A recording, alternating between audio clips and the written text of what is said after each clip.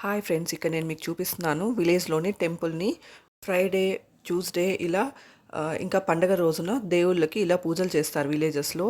ఇక్కడ చూసారు కదా, దేవుళ్ళకి సంబంధించిన చెట్లు కూడా మారేడు చెట్టు అలాగా పెద్ద పెద్ద చెట్లు అయితే ఇక్కడ ఉన్నాయి. ఇక్కడ చూసారు కదా, ఇలాగా మొత్తం టెంపుల్ అంతా క్లీన్ చేసి ఇలా బొట్లు పెట్టి ఇలా పూజలు చేస్తారనమాట. ఇక్కడ చూడొచ్చు దేవుళ్ళ శిలలు ఎంత అందంగా ఉన్నాయో, శివలింగాలు కూడా ఉన్నాయి ఇక్కడ. ఆ, ఈ చెట్లు కూడా దేవుళ్ళకు సంబంధించిన చెట్లే అన్నమాట. ఎంత పెద్ద చెట్లు అయ్యాయో మీరు ఇక్కడ చూడొచ్చు. ఇలా విలేజెస్లో దేవుళ్ళకే కాదు చెట్లకు కూడా పూజలు చేస్తారనమాట. టౌన్ సిటీస్తో పోలిస్తే విలేజెస్లో ఒకరికి హెల్ప్ చేసుకోవడం, ఇంకా గ్రాటిట్యూడ్, ఎవరైనా మనకు సహాయం చేస్తే తిరిగి సహాయం చేయడం, ఇలా విలువలు ఎక్కువగా ఉంటాయి.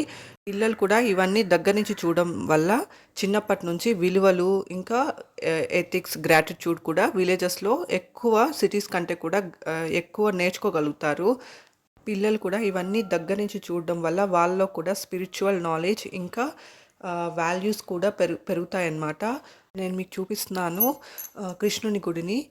ఇంకా ఇక్కడ చాలామంది దేవుళ్ళు అయితే ఉన్నారు. సిటీలో ఉన్న పిల్లలతో పోలిస్తే విలేజెస్లో ఉన్న పిల్లలకి స్పిరిచువల్ నాలెడ్జ్ ఎక్కువగా ఉంటుంది.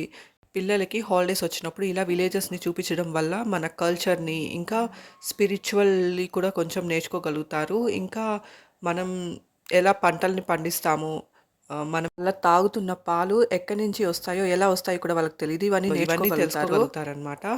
అందుకే నేనైతే ఇవన్నీ దగ్గర నుంచి చూపిస్తాను. ఇక్కడ చూసారు కదా, మా వాడైతే బొట్లు కూడా పెట్టుకుంటున్నాడు వాడికి వాడే. సో ఇలాగా పిల్లలకి అన్నీ ఎక్స్పోజ్ చేయడం వల్ల వాళ్ళ నాలెడ్జ్ కూడా పెరుగుతుంది. Thank you for watching my video. Please subscribe.